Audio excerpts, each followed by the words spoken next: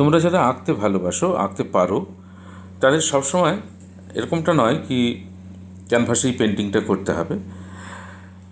হ্যাঁ, ফাইন আর্টসের কখনো কখনো ইচ্ছে হলো আমি ক্যানভাসে পেন্টিং করলাম, কিন্তু যদি মনে হয় এটাকে আমাকে জীবন জীবিকার সাথে যুক্ত করতে হবে, যদি মনে হয় যে এখান থেকে আমাকে উপার্জনের একটা পথ বের করতে হবে, তাহলে আমরা যে কোনো ড্রেস, যেগুলোকে আমি মোবাইল ক্যানভাস বলেছি এই কারণে, এক চলমান পেন্টিং, মানে আমরা যে পেন্টিংটা করব সেটা পরে কেউ ঘুরে বেড়াচ্ছে, মানে আমার পেন্টিংটা অলরেডি ডিসপ্লে হচ্ছে, যে পরে বেরোচ্ছে।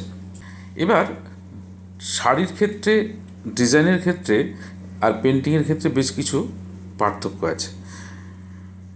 আমরা মূলত এখানে শাড়ি বা ড্রেস ডিজাইনিংয়ের ক্ষেত্রে যে বিষয়গুলো আলোচনা করছি সেটা হচ্ছে কয়েকটা সোর্স আছে, যে সোর্সগুলো থেকে আমরা ডিজাইনগুলো পাই, এবং সেই সোর্সগুলোকে মাথায় রেখে যদি আমরা ডিজাইনটা ক্রিয়েটিভ কোনো কাজ করতে চাই, তাহলে প্রত্যেকটা ডিজাইনই আলাদা করা যাবে।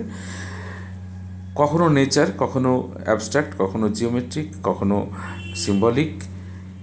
এই ধরনের সোর্সগুলোকে আমরা যখন কাজে লাগাবো ক্যালকুলেশন করে, কোথায় কোনটা এমফাসিস অর্থাৎ কোনটাকে হাইলাইট করব, কোনটাকে সাপোর্টিং ডিজাইন নেব, এগুলো যখন মাথায় রেখে কাজ করব, তখন প্রত্যেকটা ডিজাইন ইউনিক হতে বাধ্য।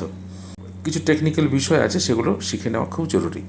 বড় বড় ইনস্টিটিউট বা কলেজগুলোতে ছেলেমেয়েরা 4 বছরের ডিগ্রি কোর্স কমপ্লিট করার পরেও দেখা যাচ্ছে বেশ কিছু ছেলেমেয়ে আমাদের কাছে আসছে যারা মূলত প্র্যাকটিক্যাল কাজগুলো সেভাবে টাচে না থাকার ফলে কাজ করতে গিয়ে ভীষণ অসুবিধায় পড়ছে।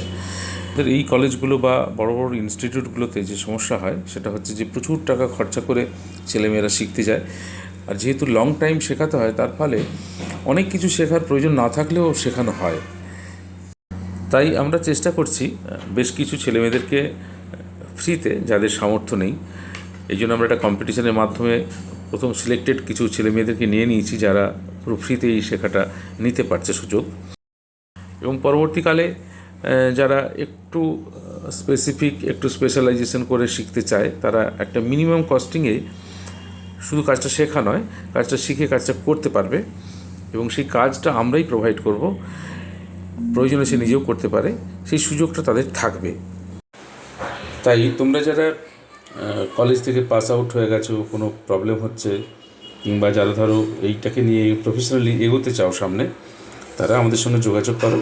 তোমরা কাজ শিখতেও পারবে, কাজ করতেও পারবে, এবং নিশ্চিত একটা উপার্জনের পথ বেছে নিতে পারবে।